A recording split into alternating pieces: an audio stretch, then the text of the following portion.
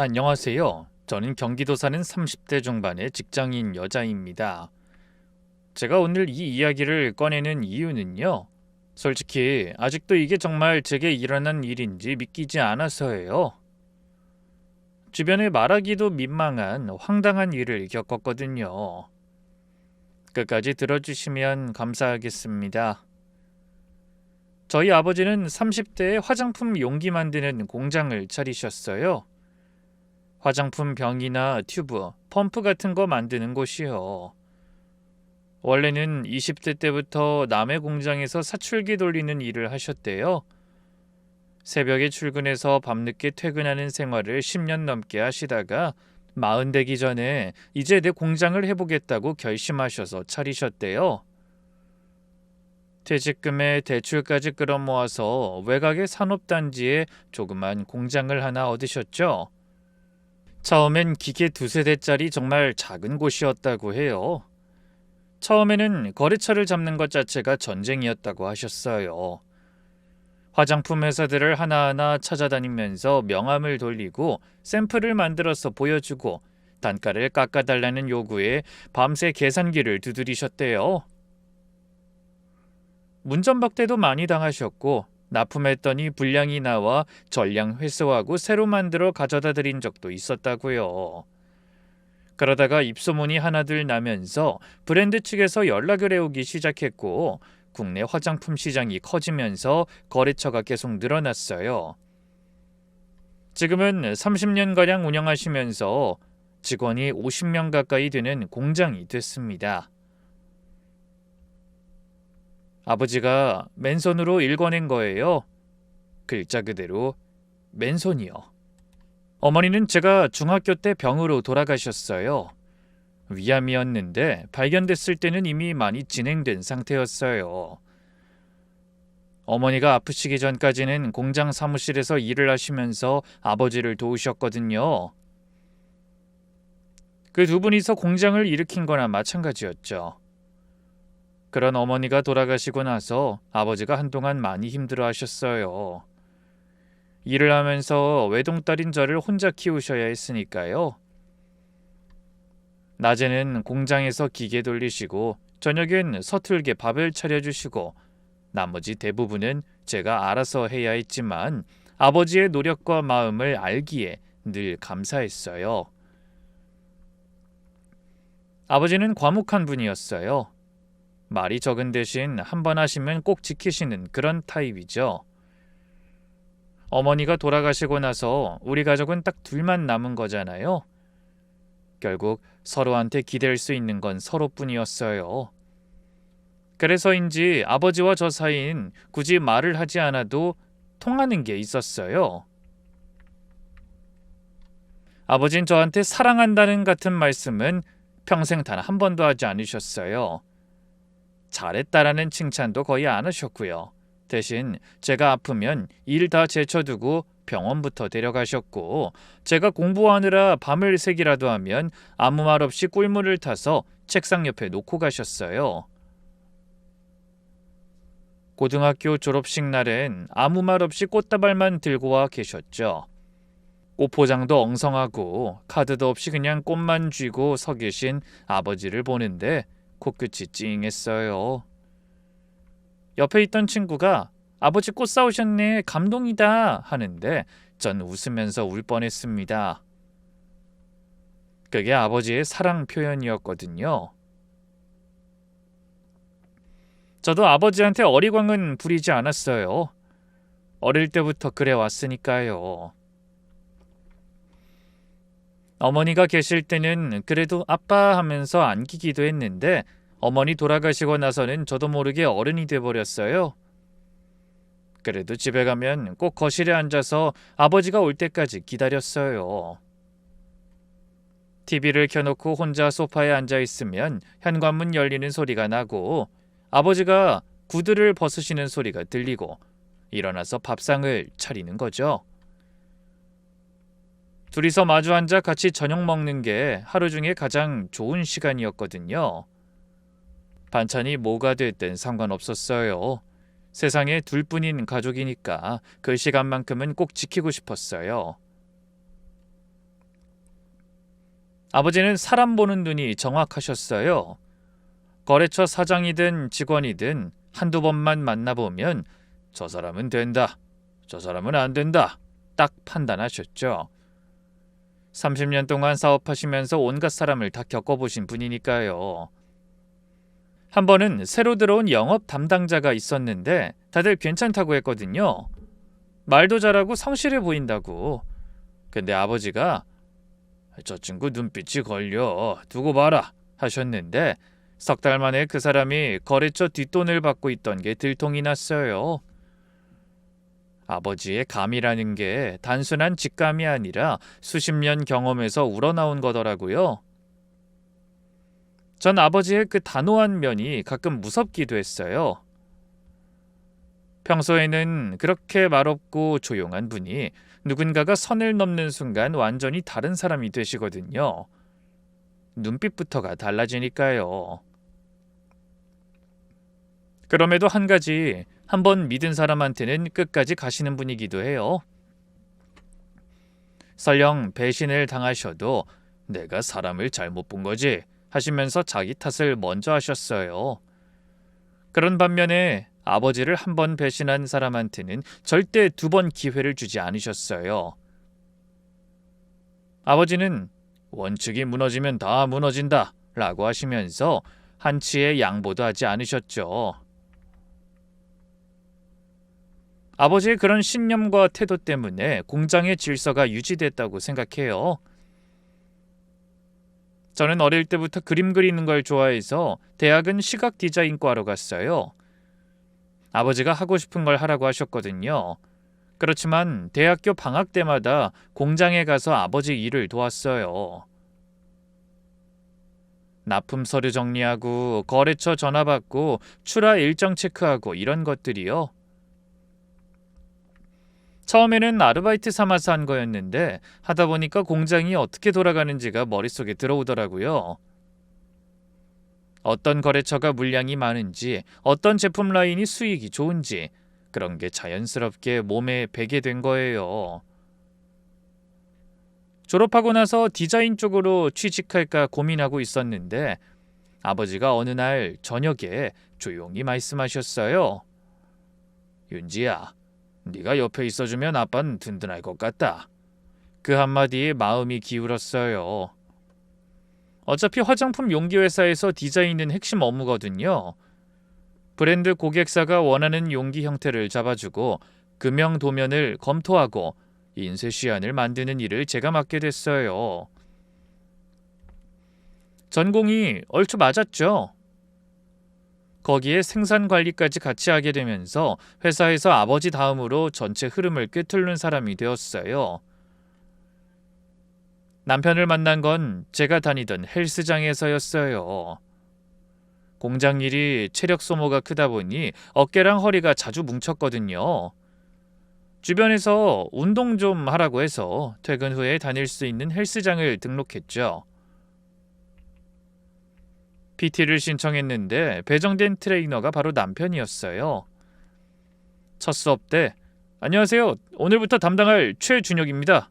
하면서 인사하는데 목소리가 되게 크고 씩씩하더라고요. 웃는 게 시원한 사람이었어요. 알면 알수록 남편은 참 쾌활하고 밝았어요.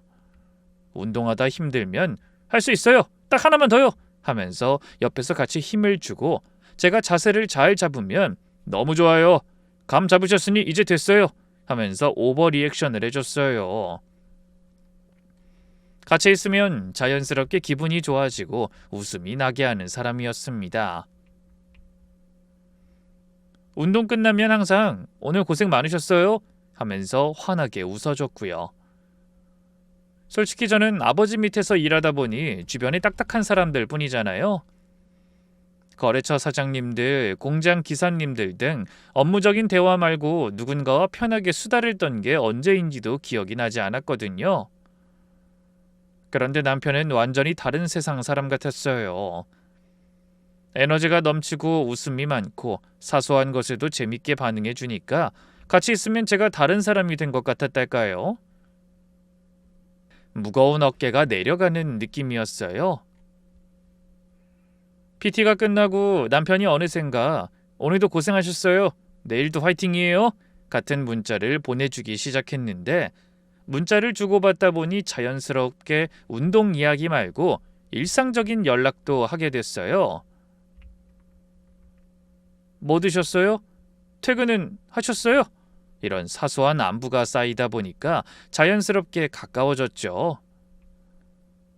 한 번은 비 오는 날 운동이 끝났는데 우산이 없었거든요.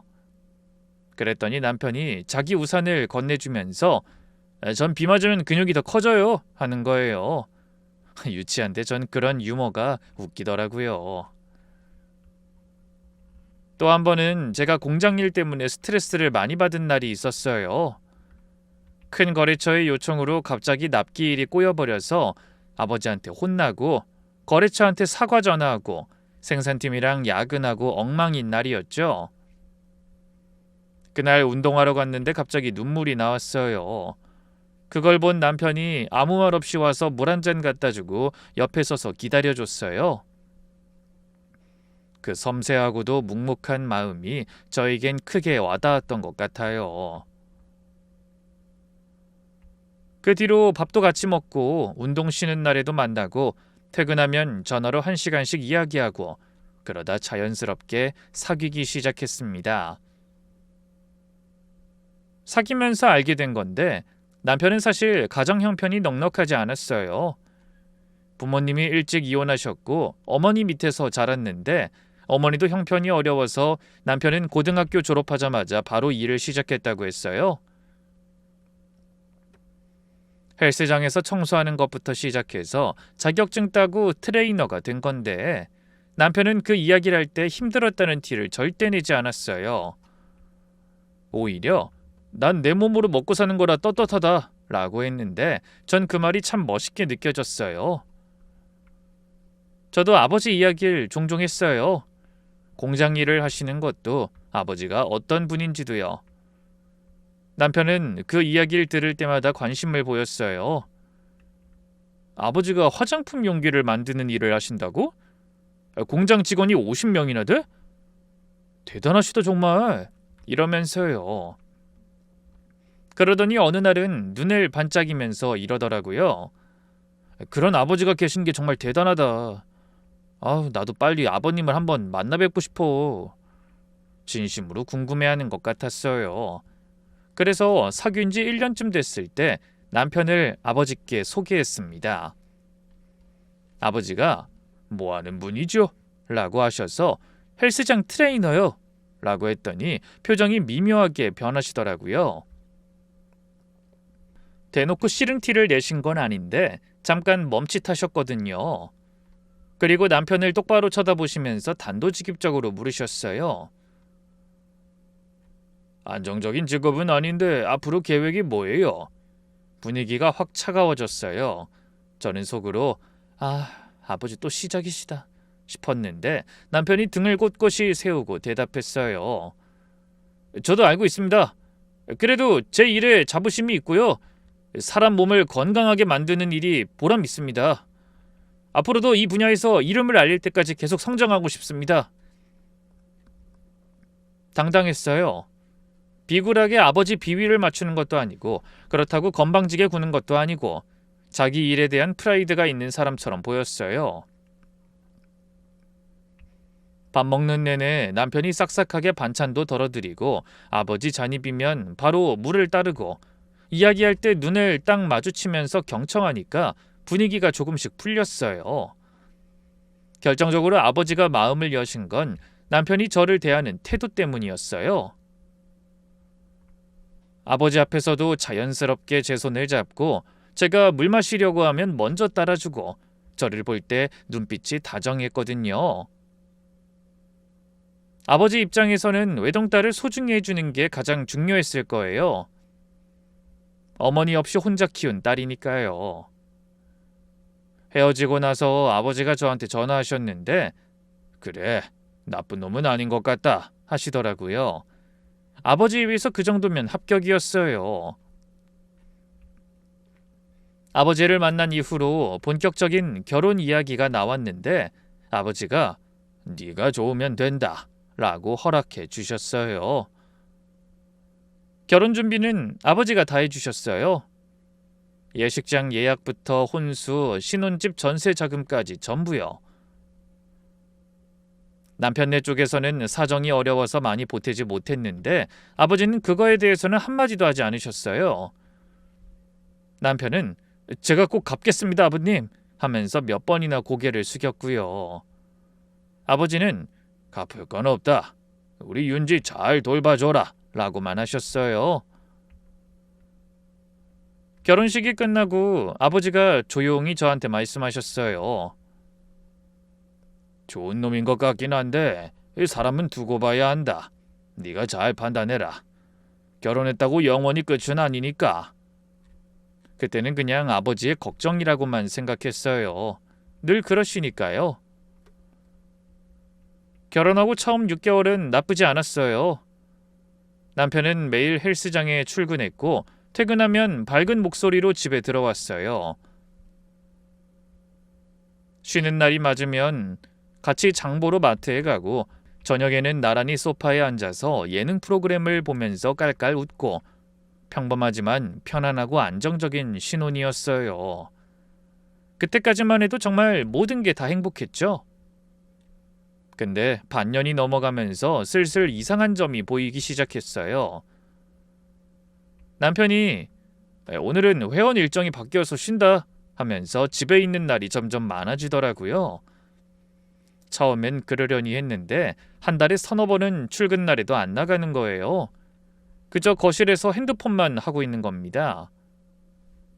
나중에 지인을 통해 알게 된 건데 남편은 평소에도 무단 결근이 잦았대요. 헬스장 실장한테는 오늘 내 컨디션이 안 좋다, 개인 사정이 있다 핑계를 대면서요. 사실을 알게 된 제가 모르는 척하고 요즘 왜 자꾸 쉬어? 라고 물으면 회원이 취소해서 빈 시간이야 이렇게 거짓말을 하는 거예요. 근데 그게 한두 번이 아니었어요. 회원들 사이에서도 불만이 나오기 시작했고 헬스장 내부에서 남편 평판이 꽤 나빠진 상태였다는 걸 전 결혼 뒤에야 알게 된 겁니다. 어느 날 밤이었어요. 저녁을 먹고 제가 설거지를 하고 있는데 남편이 식탁에 턱을 괴고 앉아서 저를 보더라고요. 평소랑 분위기가 다르다 싶었는데 조심스럽게 말을 꺼내더라고요. 자기야, 나 솔직히 말할게. 나 이 일이 안 맞는 것 같아. 매일 같은 거 반복하니까 한계가 왔어. 그래서? 나 혹시 아버님 회사에서 일하면 안 될까? 어차피 당신이 물려받을 텐데 나도 하루빨리 일 정리해서 그쪽 일 배우는 게 낫지 않겠어? 자기한테 도움이 될 수 있게. 솔직히 당황스럽고 어이가 없었어요. 아버지 앞에서 자기 일에 자부심 있다고 당당하게 말하던 사람이 결혼하고 반년도 안 돼서 장인 회사에 들어가겠다고요. 게다가 지금 다니는 헬스장에서 성실하게 일하고 있지도 않으면서요. 그게 진심으로 하고 싶어서 그러는 건지 아니면 그냥 편한 길을 찾는 건지 구분이 안 됐어요. 그날 밤 잠이 오지 않았습니다. 옆에서 코골며 자는 남편을 보면서 한참을 생각했어요. 이 사람이 정말 열의가 있는 거라면 기회를 줘야 하나, 아니면 여기서 선을 그어야 하나. 며칠을 고민하다가 남편한테 말했어요. 가족끼리 같이 일하는 건 신중하게 생각해야 해. 잘 되면 다행인데 안 되면 가족 관계까지 틀어지거든. 지금 당장은 선택하기가 어려울 것 같아. 조금만 더 고민해보자. 사실 제가 가장 걱정한 건 남편이 운동 쪽 말고는 어떤 일도 제대로 해본 적이 없다는 거였어요. 회사에 다녀본 적도 없고 사무 업무를 배운 적도 없었으니까요. 공장은 현장이에요. 금형 세팅, 원자재 관리, 생산 라인 점검 이런 걸 밑에서부터 하나씩 배워야 하는데 그 과정이 쉽지 않거든요. 그런데 제 말에 남편 표정이 확 변했어요. 입꼬리가 내려가더니 눈빛이 순간 싸늘해졌죠. 결국 난 안 된다는 거지? 아니, 무작정 안 된다는 게 아니라 현실적으로 생각하자는 거야. 현실? 현실은 당신이 날 믿어주지 않는다는 거 그거 아니야? 그러면서 갑자기 옛날 이야기를 꺼내는 거예요. 결혼식 일 때문에 그래? 결혼식 비용, 이 집 전세금 다 장인어른이 해준 거잖아. 혹시 그걸로 나한테 유세 부리는 거야? 돈으로 사람을 쥐고 흔들고 싶어? 그 말에 순간 멍해졌어요. 그건 아버지가 우리 잘 살라고 해주신 건데 그걸 왜 지금 이런 식으로 말하는 건지. 그건 아빠가 우리 잘 살라고 해주신 건데 그걸 왜 그런 식으로 말해? 그거랑 이거랑 무슨 상관인데? 잘 살라고 해준 게 아니라 내 기죽이려고 해준 거 아니냐고. 그러고 보면 당신은 항상 아버지 편이야. 내 편을 한 번도 안 들어줬잖아. 문을 쾅 닫고 나가버렸어요. 빈 거실에 텔레비전 소리만 울리는데 손이 떨려서 리모컨을 잡을 수가 없었어요. 그 뒤로 며칠간 남편은 저한테 말을 거의 하지 않았어요. 밥도 따로 먹고 같은 침대에 누워도 등을 돌리고 잤습니다. 한 달쯤 지나서 남편이 또 다른 제안을 했어요. 어디서 듣고 왔는지 서류 뭉치까지 가져오더라고요. 그래, 당신 일 안 할게. 대신 헬스장 지점을 하나 내려고 해. 사업자금 좀 빌려줘. 시설 투자비랑 보증금에서 2억 정도면 돼. 2억? 지금 그 돈이 어딨어? 그리고 그런 큰 돈은 좀 더 계획을 세워야 하지 않아? 시장 조사도 하고 수지 타산도 따져보고. 계획? 당신은 맨날 계획, 현실, 신중 그 말만 하더라. 그런 식이면 뭔 일을 할 수 있겠어? 사실대로 말해. 결국 돈이 아까운 거잖아. 나는 뭘 해도 안 된다 이거지? 또 크게 다퉜어요. 싸우다 결국 남편은 당신네 집은 그렇게 돈이 많으면서 사위한테는 이렇게 쥐꼬리만큼도 안 쓰냐? 라고까지 했어요. 그 말이 제일 힘들고 아팠어요. 아버지가 결혼자금 전부를 해주셨는데 그걸 아무것도 안 해준 것처럼 말하다니요. 그날 밤새 등을 돌리고 잤고 아침에 눈을 떠도 서로 인사를 하지 않았어요. 그 뒤로 집안 분위기가 완전히 싸늘해졌습니다. 같은 공간에 있어도 투명 인간처럼 서로를 무시했어요. 그렇게 며칠을 냉전하고 나니까 저도 지치더라고요. 매일 집에 들어가는 게 무서웠어요. 차라리 공장에서 야근하는 게 낫겠다 싶을 정도로요. 이렇게 매일 싸우느니 차라리 한번 기회를 줘보자 싶었어요. 남편이 정말 진심이라면 공장 일을 밑바닥부터 배워보면 되는 거잖아요. 못하면 못하는 대로, 잘하면 잘하는 대로 결과가 나올 테니까요. 고민하다 결국 제가 남편한테 먼저 말을 꺼냈어요. 그래, 알겠어. 아빠 회사에서 며칠만 일해볼래? 현장부터. 그래서 맞으면 다시 이야기하고 아니면 다른 길 찾자. 남편 눈이 반짝이더라고요. 정말? 고마워 자기야. 하면서 오랜만에 활짝 웃었어요. 그 웃음을 보니까 저도 참 바보처럼 마음이 좀 놓이더라고요. 아버지한테 조심스럽게 전화를 드렸습니다. 아빠, 준혁 씨가 회사 일 배워보고 싶다고 해요. 며칠만 데리고 있어줄 수 있어요? 아래부터 시작하게 해주면 좋을 것 같은데. 아버지가 전화기 너머로 한참 침묵하시더니 알겠다, 데리고 와라 하셨어요. 목소리에 감정이 없었어요. 기대도 반대도 아닌 그냥 평평한 톤이었는데 전 그게 더 무섭더라고요. 그때부터 아버지가 남편을 데리고 공장 현장부터 돌리셨어요. 사출기가 어떻게 작동하는지 보여주시고 금형 세팅할 때 주의할 점도 알려주시고 원자재가 입고되면 어떻게 검수하는지, 생산 라인에서 불량이 나오면 어디를 체크해야 하는지 기초적인 것부터 하나하나 가르쳐 주셨어요. 현장 기사님들한테도 이 친구 며칠 같이 다닐 거다, 잘 좀 봐줘라 라고 하셨고요. 남편은 처음 이틀은 정말 열심히 했어요. 네 아버님 알겠습니다 하면서 기사님들 뒤를 졸졸 따라다녔고 밝은 표정으로 인사도 잘하고 무거운 원자재 박스 나르는 것도 도왔어요. 이틀째 저녁에 집에 와서는 자기야, 오늘 많이 배웠어. 아버님은 정말 꼼꼼하시더라. 공장은 이래야 돌아가는 거구나 싶더라고. 하길래 좀 안심이 됐어요. 생각보다 나쁘진 않겠다. 어쩌면 잘 되겠구나 싶었죠. 그런데 사흘째 되던 날 아버지가 저한테 따로 전화를 주셨어요. 윤지야, 저녁에 잠깐 와라. 목소리가 안 좋았어요. 긍정적인 이야기가 아니라는 걸 바로 알 수 있었죠. 퇴근하고 아버지 사무실에 갔더니 아버지가 창밖을 보고 계시더라고요. 아빠, 무슨 일이에요? 아버지가 천천히 돌아앉으시면서 한마디 하셨어요. 윤지야, 준혁이는 안 된다. 가슴이 쿵 내려앉았어요. 아버지가 이어서 말씀하셨어요. 배우면 되는 문제긴 해. 누구든 처음엔 모르니까. 근데 이 태도가 안 돼.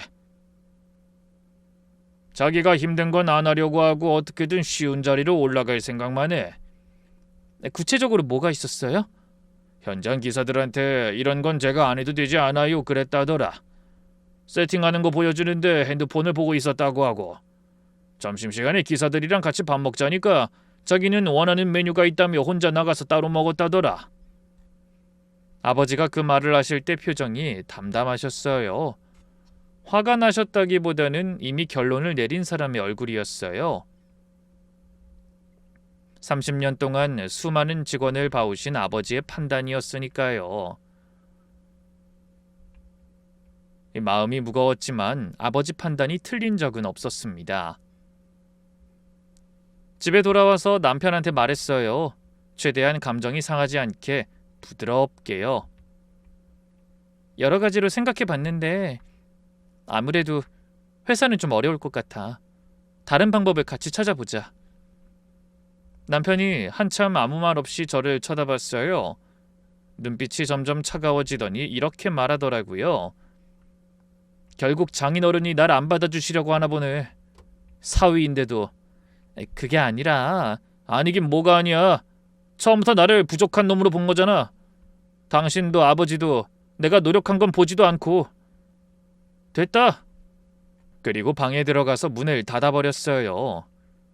그날 이후로 한동안 저를 쳐다보지도 않았습니다. 회사 건이 완전히 엎어지고 나서 남편은 완전히 다른 사람이 됐어요. 헬스장에는 거의 안 나가다시피 했어요. 아침에 일어나도 뒹굴거리다가 점심때나 되어서야 겨우 밖에 나갔는데 그것도 출근이 아니라 그냥 어디론가 외출하는 거였어요.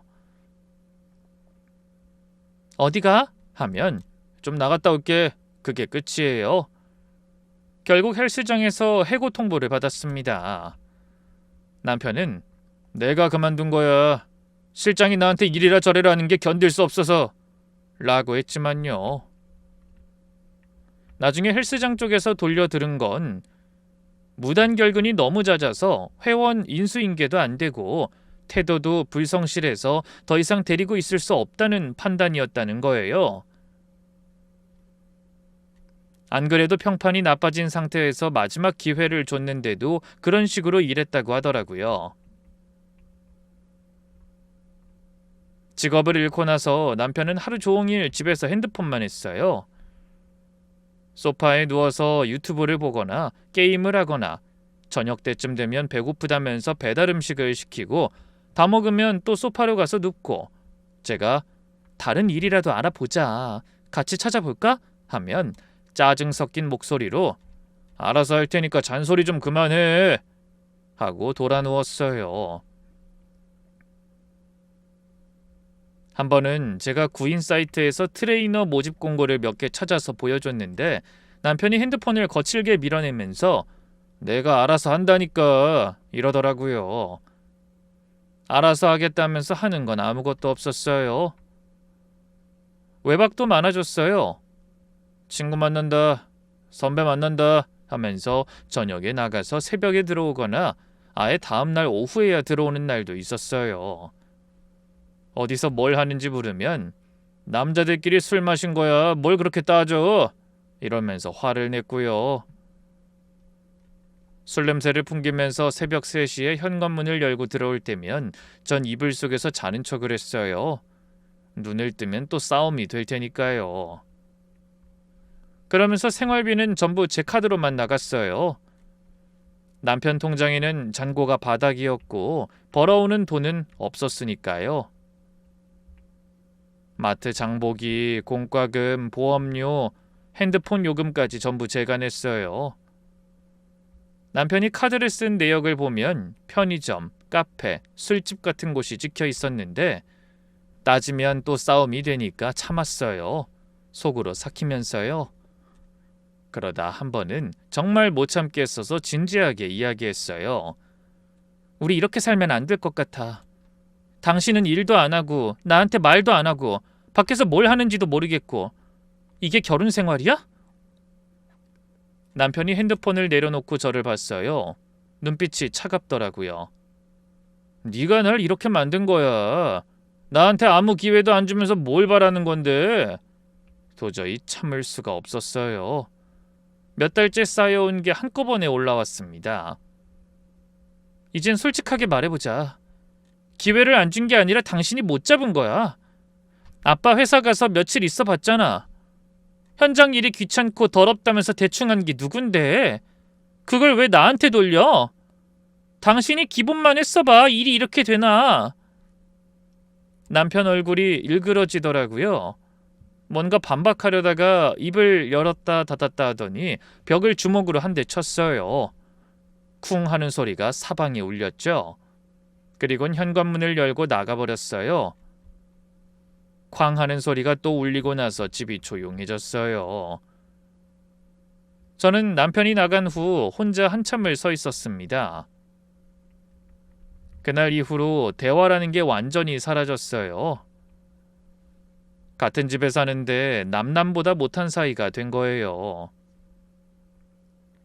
아침에 부엌에서 마주쳐도 눈도 마주치지 않았고 저녁에 같은 식탁에 앉는 일도 없어졌어요. 남편은 남편대로 밖에서 돌아다니고 전 저대로 공장에서 야근하고 각자의 세계에서 따로 살고 있었어요. 그 시절이 결혼 생활 중에 가장 외로웠어요. 싸우는 것보다 아무 말도 없는 게 이렇게 힘든 줄은 몰랐거든요. 공장에서 일하다가 문득 고개를 들면 창밖이 어두워져 있고 집에 가봐야 아무도 반겨주지 않을 거라는 생각이 들면 발걸음이 떨어지지 않았어요. 차라리 여기서 잠들까 싶은 날이 한두 번이 아니었습니다. 아버지는 그쯤 제 표정이 안 좋다는 걸 눈치채셨는지 가끔 밥은 먹었냐? 안색이 안 좋다 라고 하셨는데 전 애써 밝은 척하며 넘겼어요. 아버지한테 부부싸움 이야기를 하고 싶지 않았거든요. 아버지가 남편한테 또 실망하실까봐. 그리고 솔직히 제가 선택한 사람이니까 제 탓인 것 같기도 했어요. 아버지가 결혼 전에 사람은 두고 봐야 한다 라고 하셨는데 그 말이 머릿속에서 맴돌았습니다. 남편과 대화가 끊긴 지 얼마 되지 않았을 때였어요. 그날도 남편은 술에 취해 집에 들어왔고 전 거실에서 혼자 TV를 보고 있었어요. 아무 생각 없이 채널을 돌리고 있었는데 남편 폰이 충전기에 꽂혀 있는 게 눈에 들어왔어요. 급하게 거실에다 충전시켜 놓고 취한 탓에 안방으로 가져가는 걸 깜빡한 것 같았어요. 화면이 켜지면서 알림이 뜨더라고요. 평소에는 남편의 폰을 제대로 보지 않는 사람인데 그날따라 왜인지 눈이 갔어요. 화면에 카톡 메시지가 떠 있었거든요. 준혁아, 내일 어디서 볼까? 발신인 이름 옆에 하트 이모티콘이 붙어 있었어요. 심장이 쿵 하고 내려앉았어요. 손이 떨렸어요. 한참을 그 화면만 쳐다보다가 떨리는 손으로 폰을 들었어요. 잠금 비밀번호가 제 생일이었어요. 연애 때처럼 아직도 제 생일로 해놨다는 게 이상하게 웃겼어요. 어이없어 웃긴데 눈물이 나더라고요. 카톡을 열었어요. 대화 내용이 길어서 스크롤을 올리는데 끝이 없었어요. 보고 싶다. 오늘 밤에 올 수 있어? 아까 사준 옷 입어봤어? 어울릴 것 같은데. 이런 메시지가 수십 개씩 오가고 있었고 사진도 있었어요. 둘이 같이 찍은 셀카, 고급 레스토랑에서 와인잔을 들고 건배하는 사진, 호텔 침대 위에 놓인 쇼핑백 사진. 날짜를 확인해 보니까 제가 공장에서 야근하던 날, 주말 새벽까지 일하던 날이랑 겹치더라고요. 제가 땀 흘리면서 일하고 있을 때 이 사람은 호텔에서 와인을 마시고 있었던 거예요. 대화 내용으로 유추해 보니 과거에 남편한테 PT를 받던 회원 같았어요. 상대가 누군지 프로필을 눌러보니 나이가 남편보다 거의 10살 위에 40대 중반으로 보이는 여자였어요. 또다시 대화 내용을 타고 알아보니 이혼녀인데 건물을 몇 채 가지고 있어서 임대 수입으로 사는 사람이더라고요. 게다가 그 여자가 남편한테 매달 용돈을 줬더라고요. 적은 돈이 아니었어요. 몇십만 원씩 꼬박꼬박 보내주고 호텔도 잡아주고 해외 유명 브랜드 옷이랑 가방도 사줬더라고요. 남편이 어느 날 갑자기 새 운동화를 신고 온 적이 있었는데 친구한테 받았어 라고 했거든요. 그게 다 그 여자가 사준 거였어요. 남편이 외출할 때 좋은 향수 냄새가 나길래 새로 샀어? 했더니 헬스장에 샘플 있었어 라고 했는데 그것도 전부 거짓말이었죠. 남편이 외박하던 날들이 전부 내연녀 집에 간 거였어요. 친구 만난다, 선배 만난다가 다 거짓말이었죠. 새벽에 술 냄새 풍기면서 들어오는 것도 아마 같이 술집에 들렀다가 온 거였을 거예요. 가슴이 무너지는 것보다 허탈했어요. 이 사람이 나한테 했던 말들, 처음 만났을 때 모습, 아버지한테 존경합니다 하던 말, 비 오는 날 자기 우산을 건네주던 것 등 옛날 일이 다 생각나더라고요. 그리고 내게 말했던 진심이 다 뭐였을까 싶더라고요. 그게 다 연기였을까? 아니면 어느 순간부터 변한 걸까? 전부 다 사라진 걸까? 그걸 구분하는 게 더 괴로웠어요. 카톡을 더 올려봤어요. 내연녀가 남편한테 요즘 마누라가 의심하는 거 아니야? 하니까 남편이 걱정 마. 걔는 일밖에 모르는 애야. 눈치 제로라니까 완전히 이러더라고요. 그 메시지를 보는 순간 손가락이 얼어붙었어요. 눈치 제로. 제가 새벽까지 일하면서 이 집을 지키고 있는 동안 이 사람은 절 그렇게 이야기하고 있었던 거예요. 분한 게 아니라 처참했어요. 폰을 원래 자리에 돌려놓고 작은 방으로 들어가 이불을 뒤집어 썼어요. 울지 않으려고 했는데 눈물이 멈추지 않았어요. 베개가 다 젖을 정도로요. 새벽에 남편이 깼는지 냉장고 열어서 물 마시는 소리가 나고 잠깐 뒤에 방문을 열고 들어오더니 자기야, 왜 여기서 자? 라고 하는 거예요. 그 목소리가 예전이랑 똑같았어요. 밝고 살갑고 소름이 끼쳤어요. 자는 척했어요. 남편이 돌아가고 전 그대로 눈을 뜨고 천장을 보며 밤새 잠들지 못했습니다. 그 뒤 일주일 동안 혼자 생각을 정리했어요. 아무한테도 말하지 않았어요. 아버지한테도요. 회사에서 일하다가 화장실에 가서 혼자 울고 점심시간에 차 안에 앉아서 멍하니 있다가 다시 일하러 가고 그런 일주일이었어요. 남편을 용서해 줄까 싶다가도 용서가 안 되더라고요. 용서하면 분명 지옥에 사는 기분일 것 같았어요. 변호사를 찾아가서 상담을 받았어요. 상황을 다 설명하니까 변호사가 외도 증거가 확실하면 유책 배우자 인정이 수월합니다. 증거를 최대한 확보하세요 라고 하더라고요.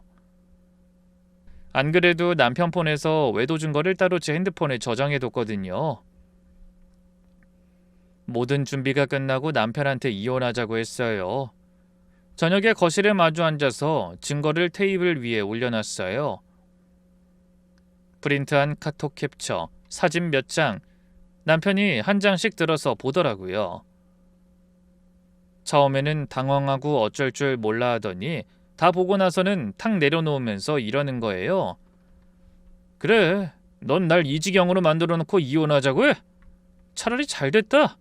갈라서자. 제가 예상한 반응이 아니었어요. 울거나 당황하거나 변명할 줄 알았거든요. 제 예상과 반대로 남편은 오히려 팔짱을 끼고 등을 소파에 기대었어요. 마치 오래 기다렸다는 듯이요. 내가 왜 다른 여자한테 갔겠어? 넌 맨날 공장, 아버지, 일, 나한테 관심이나 있었어? 나를 무시하고 깔보고 당신이랑 당신 아버지가 상황을 이렇게 만든 거야. 제가 외도해놓고 그게 할 말이야? 라고 따졌더니 남편이 코웃음을 치면서 이러더라고요. 돈 좀 있다고 남편을 개똥으로 알더니 꼴 좋다. 그 말을 듣는 순간 슬프다는 감정이 싹 사라졌어요. 그냥 차갑게 식었어요. 이 사람이랑은 더 이상 대화가 되지 않겠구나 하는 확신이 들었습니다. 신기한 게 그 순간부터 눈물이 멈췄어요. 일주일 내내 울었는데 이혼을 결심하고 나니까 오히려 담담해지더라고요. 이혼 절차는 생각보다 지저분했어요. 남편이 재산 분할을 요구했거든요. 결혼 기간 동안 자기도 기여한 게 있다면서요. 변호사 사무실에서 남편 쪽 변호사가 공동생활 기간 동안에 기여분이 있다고 주장했는데 우리 쪽 변호사가 결혼자금 출처를 하나하나 정리해서 보여줬어요. 예식장 비용, 전세자금, 혼수 비용까지 전부 아버지 명의 계좌에서 나간 거라 증빙이 확실했거든요. 거기에 외도 증거까지 있으니까 유책 배우자로 인정됐고요. 변호사가 이 정도 증거면 상대가 요구할 수 있는 게 거의 없습니다. 라고 했어요. 결국 남편은 거의 빈손으로 나갔죠. 이혼 서류에 도장을 찍는 남편 얼굴이 굳어 있었는데 이렇게 끝나는 게 분했는지 다 끝나고 나가면서 마지막으로 두고 봐! 그 말 한마디 하더라고요. 어이가 없어서. 아버지한테 이혼이 확정되고 나서야 말씀드렸어요. 아버지가 한참 말이 없으시다가 네가 결정한 거면 됐다. 고생했다. 라고만 하셨어요. 그리고 조용히 집에 와서 지내라 하시더라고요. 그날 저녁 아버지 집에서 둘이 마주 앉아 밥을 먹었는데 아무 말도 하지 않으셨어요. 대신 밥상이 엄청 거하더라고요. 나물에 고기 반찬에 생선구이까지 아버지가 저 힘내라고 따로 준비하신 거였죠. 말로 하지 않는 대신 보여주시는 분이니까요. 이혼하고 한동안 전남편 연락은 없었어요. 저도 별다른 생각을 하지 않으려고 일에만 집중했어요. 새벽에 출근해서 밤 늦게까지 공장에 있었고 주말에도 거래처 미팅을 잡았어요. 바쁘면 잊을 수 있을 거라고 생각했거든요. 그렇게 일에 몰두하고 있으면 다른 게 들어올 틈이 없었으니까요. 그런데 한 달쯤 지나서 이상한 일이 생겼어요. 아버지 회사 생산관리 쪽에서 오래 일하던 직원 한 명이 갑자기 퇴사한 거예요. 김 기사님이라고 7년 넘게 다닌 분이었거든요.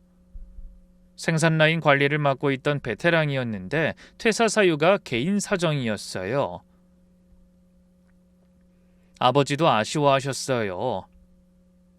갑자기 왜 나가는 거냐? 어디 불편한 거냐? 라고 물으셨는데 집안 사정이 있다 죄송하다라고만 하고 끝이었대요. 인수인계도 며칠 만에 급하게 했고 마지막 날 조용히 나갔다고 해요. 그러다 비슷한 시기에 거래처 한 곳에서 이상한 전화가 왔어요. 오래 거래하던 화장품 회사의 구매 담당자의 전화였는데 목소리가 좀 어리둥절한 느낌이더라고요. 사장님, 그 사위분이 연락이 와서 거래 조건을 보내달라고 하던데요. 그 새로 회사를 차리셨나봐요. 등이 싸해졌어요. 이혼해서 이제 사위 아닌데요. 저희 회사랑 관계없는 사람인데 혹시 뭘 물어보던가요? 아, 그래요? 현재 납품 단가랑 물량을 알려달라고 하더라고요. 좀 이상하다 싶어서 확인차 전화드린 겁니다. 전화를 끊고 한참을 가만히 앉아 있었어요. 뭔가 이상했거든요. 회사 서버를 확인해 봤어요. 김 기사님 컴퓨터 기록을 뒤져봤더니 퇴산 전날에 거래처 리스트 파일, 납품 단가표 엑셀 파일, 주요 금형 사양서 PDF 파일을 따로 복사한 흔적이 있었어요. 평소에는 그런 파일을 건드릴 일이 전혀 없는 사람이었거든요. 그때부터 등골이 서늘해지기 시작하더라고요. 혹시나 싶어서 김 기사님한테 전화를 해봤어요. 역시 안 받더라고요. 문자를 보냈더니 한참 만에 죄송합니다. 사정이 있었습니다라는 답만 왔어요. 구체적으로 뭔 사정인지는 끝내 말하지 않았어요. 며칠 뒤에 같은 산업단지에서 아버지랑 20년 넘게 알고 지내셨고 저랑도 가깝게 지내시던 사장님이 전화를 주셨어요. 윤지야, 너네 공장 두블럭 옆에 같은 라인 공장이 새로 들어온다더라. 인테리어 공사를 하고 있던데 간판도 달고 기계도 들어오는 것 같아. 근데 사장이 윤지 네 남편이라던데 맞아? 머릿속이 하얘졌어요. 퍼즐 조각이 맞춰지더라고요. 김 기사님의 갑작스러운 퇴사, 거래처에 온 연락, 중요 파일 복사 기록, 그리고 두블럭 옆에 생기는 화장품 용기 공장, 전부 하나로 연결됐어요. 이혼할 때 두고 봐 라고 했던 그 한마디가 이거였구나. 확인해보니 정말이었어요. 전 남편이 아버지 공장에서 두블럭 떨어진 곳에 화장품 용기 제조 공장을 차린 거예요. 무려 같은 산업단지, 같은 업종, 같은 제품 라인이었어요. 아무래도 전 남편은 이전에 아버지 회사에 며칠 왔을 때 공장 구조를 눈으로 다 익혀뒀던 거예요. 공장의 흐름을 머릿속에 넣어둔 거죠. 그리고 김 기사님을 미리 포섭해서 스카우트한 거예요. 월급을 더 주겠다고 꼬드겼겠죠. 김 기사님을 통해서 거래처 리스트, 납품 단가표, 금형 사양서까지 전부 빼냈고요. 알아보니 초기 자금은 내연녀가 된 것 같더라고요. 건물 임대 수입까지 있는 사람이니 초기 투자금을 감당할 수 있었겠죠. 이후 전 남편이 노골적으로 아버지 거래처한테 하나씩 연락을 돌리기 시작했어요. 같은 품질 단가 20% 할인하겠습니다. 이러면서요. 담당자 이름, 납품 물량, 현재 단가까지 정확히 알고 있으니까 영업이 구체적이었어요. 다 빼돌린 자료로 한 거였죠. 저도 도저히 가만히 있을 수가 없었어요. 다음 날 아침 차를 몰고 그 공장으로 갔습니다. 도착해보니 간판이 번듯하게 달려있더라고요. 로고까지 만들어서 걸어놨어요. 공장 안에서 기계 돌아가는 소리가 들렸고 정문 옆에 화물차 한 대가 서 있었고 원자재 박스가 쌓여 있었어요. 사무실 문을 열고 들어갔어요. 전 남편이 책상에 앉아 있었어요. 저를 올려다보더니 놀라지도 않더라고요. 오히려 의자를 뒤로 젖히면서 웃는 겁니다. 그 웃는 얼굴은 제가 잘 알고 있던 그 표정이었어요. 근데 느낌은 완전히 달랐죠. 이게 뭐 하는 짓이야? 제 목소리가 떨렸어요. 전 남편이 천천히 일어나서 팔짱을 끼더니 저를 내려다보면서 말했어요. 돈 좀 있다고 남편을 개똥으로 알더니 꼴 좋다. 니네 가족은 이제 알거지야. 그러더니 주머니에서 명함을 꺼내서 제 앞에 탁 놨어요. 거기 대표이사라고 적혀 있더라고요. 제 앞에서 일부러 보여준 거예요. 나도 이제 사장이다 라는 뜻이겠죠? 너무 더럽고 유치해서 웃음이 나더군요. 그때 그 사무실에서 절 바라보던 남편의 그 얼굴, 그 눈빛이 아직도 잊히질 않아요. 제가 알던 사람이 아니었습니다. 한심하지만 아무 말도 못하고 돌아서서 나왔어요. 공장 문을 나서는데 다리가 후들거려서 벽을 짚었어요. 뒤에서는 전 남편이 훔쳐간 기계 소리가 들려왔어요. 차에 타서 한참을 시동만 걸어놓고 앉아 있었습니다. 분하고 무섭고 이걸 아버지한테 어떻게 말해야 하나 싶었어요. 그럼에도 이대로 상황을 지켜만 보고 있을 순 없으니 어쩔 수 없이 아버지한테 전부 말씀드렸어요.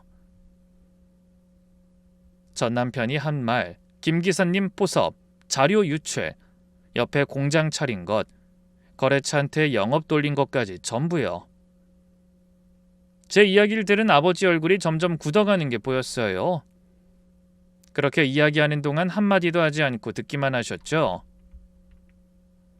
다 듣고 나서도 한참 아무 말씀이 없었어요. 시계 초침 소리가 들릴 정도로 사무실이 조용했어요. 저는 아버지가 폭발하실 줄 알았거든요. 근데 하신 말이 뜻밖이었어요. 그래, 알겠다. 그 한마디, 오히려 차분하셨어요. 그 차분함이 더 무서웠어요. 정말 화가 나시면 조용해지는 사람 있잖아요. 아버지가 그런 성격이셨죠. 아버지는 가만히 창밖을 보시다가 말씀하셨어요. 그놈은 서류 가져갔으니까 자기가 공장을 돌릴 수 있다고 생각한 거야. 근데 서류만 있으면 공장이 돌아가냐? 절대 아니다. 내가 처음 공장 차렸을 때 서류가 있었나 기술이 있었나? 아무것도 없었어. 맨몸으로 시작해서 사람 하나하나 만나고 약속 하나하나 지키면서 여기까지 온 거야. 서류 몇 장 가져간다고 그게 복사가 되겠나? 아버지가 그 말씀을 하실 때 왠지 표정이 서글퍼 보였어요. 화가 나신 것도 있었지만 아마 배신감이 더 크셨을 거예요.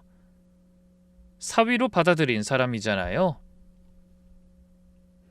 아버지의 계획은 싸우지 않는 거였어요. 감정적으로 대응하지 않는 거예요. 대신 증거부터 완벽하게 확보해 두셨어요. 저한테 서버 기록을 전부 백업하라고 하셨고 김 기사님과 전 남편이 통화한 기록을 모든 자료를 샅샅이 뒤져 찾아내셨어요. 거래처 담당자한테 부탁해서 전 남편이 보낸 영업 이메일도 받아두셨고요. 변호사한테 가져가서 법적으로 어디까지 갈 수 있는지도 미리 확인하셨어요. 그리고 아버지가 주요 거래처 사장들한테 직접 전화를 하셨어요. 자초지종을 설명하시면서 이렇게 말씀하셨대요. 난 부탁할 게 없습니다. 다만 사실은 알아야 할 것 같아서 알립니다. 그 말 한마디면 충분했어요. 이 업계에서 아버지가 어떤 사람인지 다 아시는 분들이니까요. 30년 동안 한 번도 납기를 어기지 않았고 불량이 나면 자기 돈으로 전량 교체해주고 거래처가 자금이 어려울 때 결제를 밀어주기까지 한 분이에요. 그런 사람의 전 사위가 직원을 매수하고 자료를 빼돌려서 바로 옆에 공장을 차렸다는 이야기가 퍼지면 어떻게 되겠어요? 아버지가 마지막으로 하신 말이 이거였어요. 이 바닥은 사람이 돌리는 거거든. 그건 몰랐겠지. 저는 그 말을 듣고 아버지가 30년 동안 왜 이 자리에 계시는지, 왜 그 많은 거래처들이 아버지를 떠나지 않는지 비로소 알 것 같았어요. 전 남편 공장이 열린 지 한 달쯤 됐을 때 전부 무너졌어요. 역시 전 남편 공장은 거래처가 하나도 붙지 않았어요. 아버지가 직접 전화를 하신 것도 있었지만 사실 이 바닥이 좁아서 소문이 알아서 돌았어요. 화장품 용기 업계는 크지만 그 안의 커뮤니티는 생각보다 작거든요. 사장들끼리 다 아는 사이예요. 전 사위가 장인 공장에서 직원을 몰래 매수하고 거래처 정보를 빼돌려서 바로 옆에 공장을 차렸다. 이 한 문장이면 끝이에요. 그런 사람이랑 거래하고 싶은 곳이 있겠어요? 단가가 20% 싸다고 해도 이런 식으로 장사하는 사람이랑 거래하면 나중에 또 뭘 할지 모르잖아요. 신용이 없는 사람이랑은 아무도 일하고 싶어 하지 않았어요. 거래처가 없으니 매출이 제로였을 거예요. 근데 공장 임대료, 기계 할부금, 스카우트해온 김 기사님 월급에 다른 직원 월급까지 매달 수천만 원이 빠져나가는 구조였겠죠. 들어오는 돈은 없고 나가는 돈만 있으니 통장이 빠르게 비어갔을 겁니다. 그쯤에 아버지가 전 남편을 직접 만나셨어요. 저한테는 나 혼자 가겠다. 넌 오지 마라. 하시면서 말하지 않고 혼자 가셨어요. 무슨 일이 있었는진 나중에 아버지한테 전해드릴 수 있었죠. 아버지가 전 남편 공장 사무실로 직접 찾아가서 조용히 말씀하셨대요. 지금이라도 정리해라. 공장 접고 빼돌린 자료 돌려놓으면 나도 더 이상 추궁하지 않겠다. 아버지가 마지막 기회를 주신 거예요. 한 번 배신한 사람한테 절대 두 번 기회를 안 주시는 분이 직접 찾아가서 기회를 주신 거잖아요. 하나뿐인 딸의 전 남편이니까 마지막으로 한 번은 더 봐주려고 하신 거겠죠. 아버지가 그 자리에 가시기까지 얼마나 고민하셨을지 생각하면 가슴이 아파요. 사위로 받아들인 사람이 자기 회사를 등쳐먹었는데 그래도 기회를 주려고 직접 간 거니까요. 그런 전 남편이 뭐라고 했냐면요. 장인어른이 저한테 기회를 안 주셨잖아요. 회사에서 열심히 일하고 싶다는데 그것도 안 된다고 하셨잖아요. 저도 살 길을 찾은 건데 뭐가 잘못입니까? 그래도 한때 가족이었던 사람인데 이런 식으로 앞날 막는 게 치사하고 더러운 것 같은데요.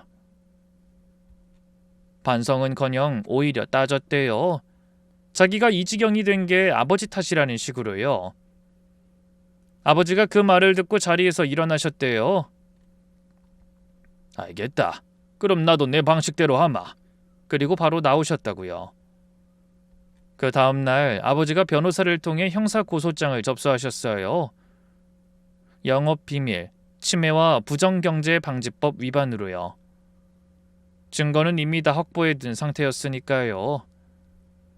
서버에 남은 USB 복사 로그, 김 기사님이 전 남편과 연락하고 있었다는 증거, 거래처에 보낸 영업 제안서, 거래처 담당자의 진술서까지 빈틈이 없었어요. 경찰에서 전 남편한테 출석 요구서가 날아갔어요. 그 와중에 기계 할부금을 내지 못해서 리스 회사에서 기계를 가져갔고 임대료가 밀려서 건물주한테 퇴거 통보까지 받았다고 하더라고요. 내연녀는 법적 문제가 터지자마자 난 투자만 했을 뿐이야. 나한테 불똥 튀게 하지 마. 하면서 손을 뗐대요. 추가 자금도 끊기고 연락도 끊겼다고 해요. 공장 문을 연 지 한 달 만에 전 남편은 공장도 돈도 사람도 전부 잃었어요. 내연녀 돈으로 시작했으니 자기 돈은 한 푼도 안 들어갔는데 빚은 고스란히 전 남편 이름으로 남은 거죠. 기계 리스 잔금, 원자재 대금, 직원 밀린 월급까지 남의 것을 훔쳐서 시작한 사업에 결말다웠습니다. 어느 날 퇴근하려고 공장 밖으로 나왔는데 전 남편이 정문 앞에 서 있었어요. 깜짝 놀랐어요. 가로등 불빛 아래 서 있는 모습이 처참했어요. 수염을 안 깎은 얼굴, 어두운 낯빛, 구겨진 옷. 한 달 전에 팔짱 끼고 절 비웃던 사람이랑 같은 사람이 맞나 싶었어요. 처음엔 저에게 화부터 냈어요. 고소까지 할 일이야 이게? 장인 정말 너무하신다.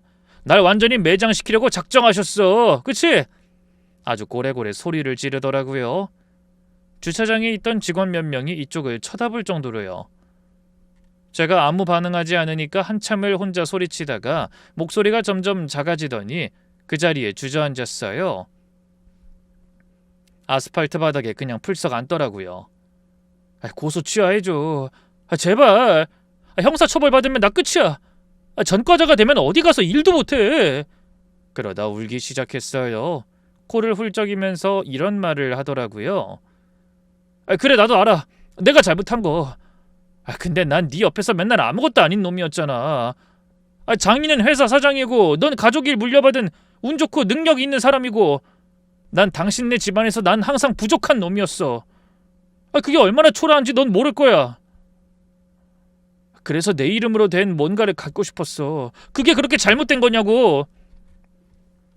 솔직히 그 말을 듣는 순간 잠깐 흔들렸어요. 전 남편이 느꼈을 그 초라함이 아예 이해가 안 되는 건 아니었거든요. 아버지 집에 가면 전 남편이 구석에서 혼자 핸드폰을 보고 있던 모습이 떠올랐어요.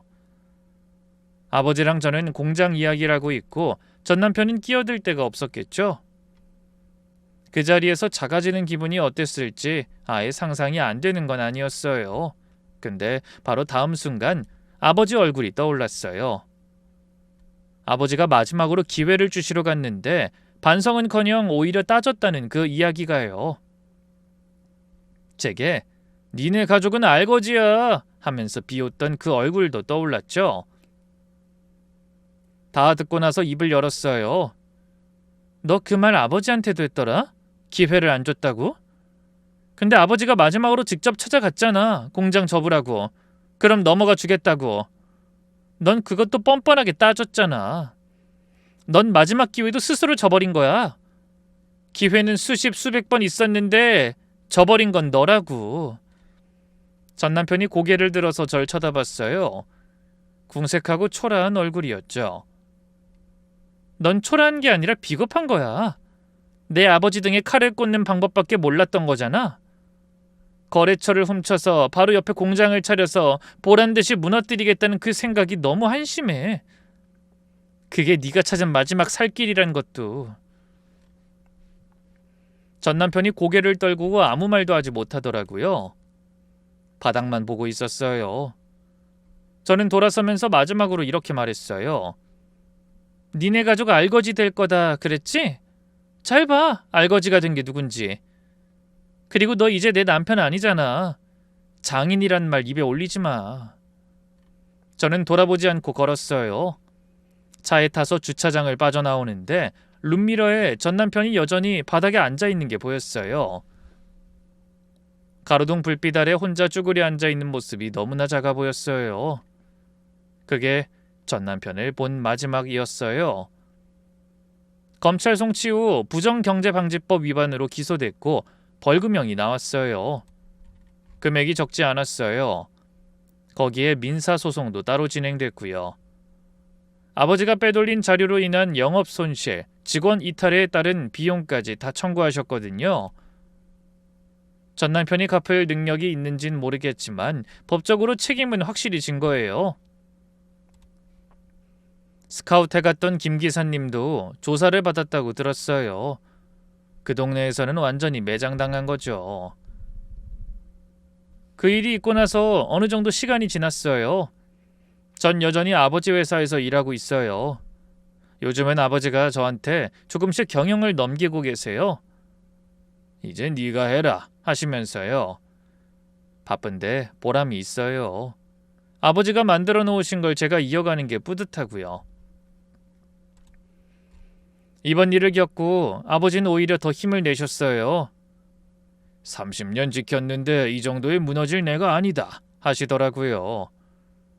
요즘은 이 공장을 더 크게 만들어야겠다며 눈이 반짝이세요. 어깨가 더 넓어지신 것 같고요. 위기를 겪으니까 오히려 불씨가 다시 살아난 느낌이랄까요?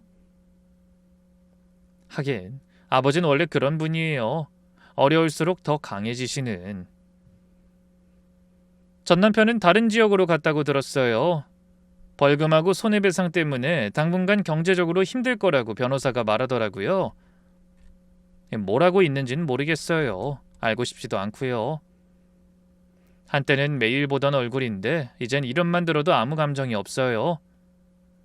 미움도 아니고 동정도 아니고 그냥 아무것도 아닌 사람이 됐어요. 내연녀는 투자금 회수도 못하고 전 남편이랑도 갈라선 것 같아요. 결국 돈만 날린 셈이죠. 전 남편이랑 내연녀 사이도 결국 돈으로 시작해서 돈으로 끝난 거예요. 가끔 공장 앞에 서서 기계 돌아가는 소리를 들어요. 이게 아버지가 30년 가까이 지켜온 소리구나 싶으면 울컥할 때가 있어요.